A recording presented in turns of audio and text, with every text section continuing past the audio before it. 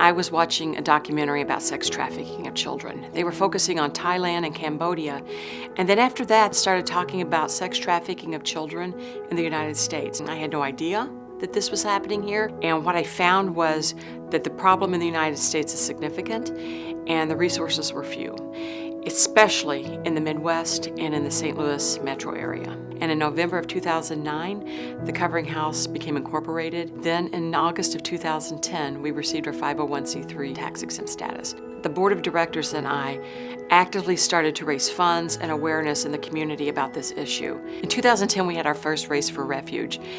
At our very first race, we had 120 participants. We raised about $17,000. This has been our most significant fundraiser. As our awareness grew and we became more involved in the community and providing education, then we started seeing that people were calling us and saying, hey, I've got this client. Are your services open?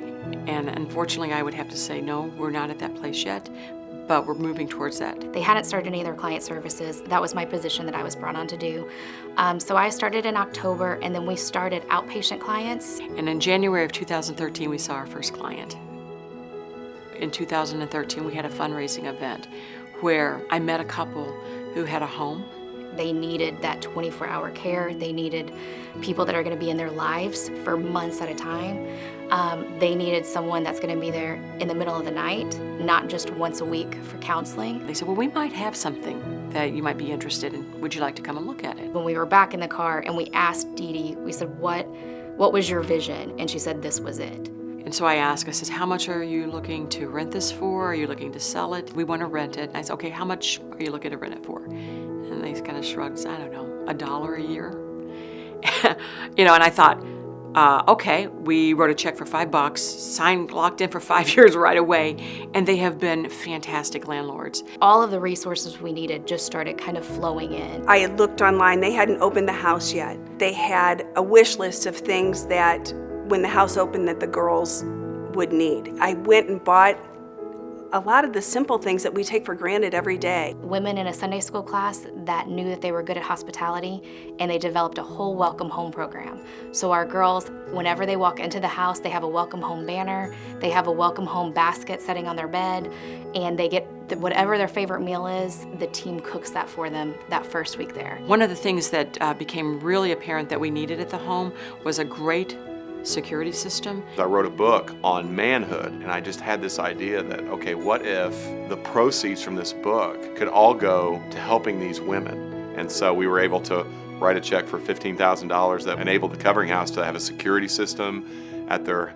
house. It's one of the milestones of my Christian life. And in September of 2014, we welcomed our first girl into our home. We do a holistic approach, and so the idea is that we look at each client individually and try to offer them any service that she would need. So that's everything from looking at it from a clinical standpoint, from individual therapy, group therapy, life skills classes, independent living. Some of our girls will be going directly to living on their own, as well as looking at how are we going to reconnect them. So some of that is supportive adults programs for their parents and guardians, family therapy so they can get acclimated back into society, as well as the education component, helping them recover credits, offering them tutoring, doing anything they need so that they can be successful once they leave our program. We also do family night where they just sit at the table together and they engage in games and activities like that, like a family would. We also have an arts and creative expressions class, and so during that class they kind of explore everything from art to drama to poetry to photography. And one of the girls this week, she specifically had a really few rough weeks when she came, and she sat down and she said, Miss Annie, this is making a difference. I feel like I'm changing. Some of the partnerships that we've really been intentional with is the St. Louis City Police Department. They asked us if we'd be willing to make it a required course for all of the St. Louis Police Academy. So it was close to 900 officers. We did it twice just sometimes 3 times a week from August until December. Now police officers are calling us.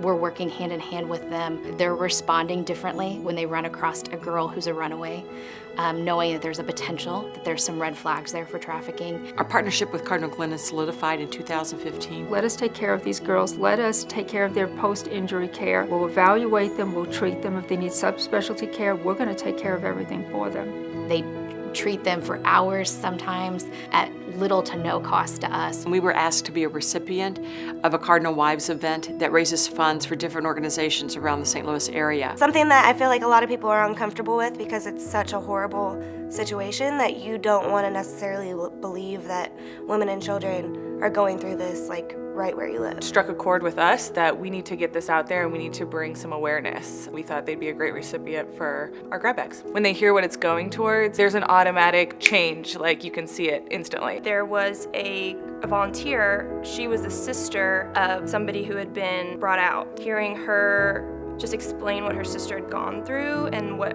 her family on the other side, what her family had experienced, the pain, that's when it was real.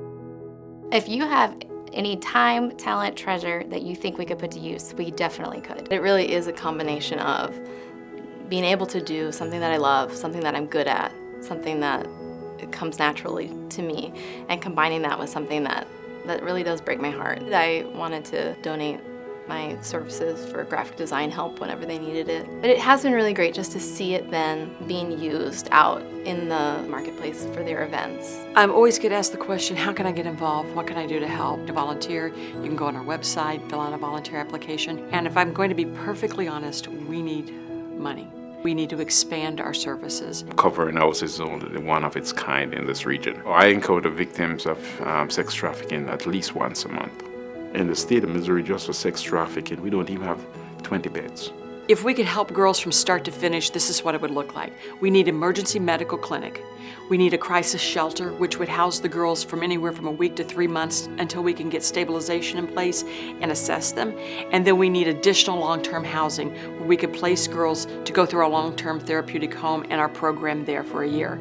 Those who might not need that housing, then the next step would be foster care. Let me give you a glimpse into the life of one of our girls. She was trafficked maybe over the course of 3 or 4 months. She kept count of the number of men over the course of about 3 months that she had to provide services to, and it was 276 men. It sends a real clear message to the world, to the perpetrators, to the victims, no more. We're going to take a stand for justice and mercy.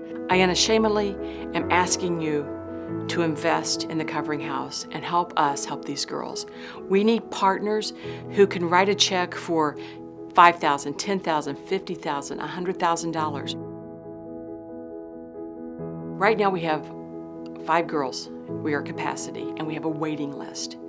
We're barely scratching the surface of helping girls who have experienced this kind of evil and this kind of trauma. I need you to help us by supporting us financially. We need help to help these girls.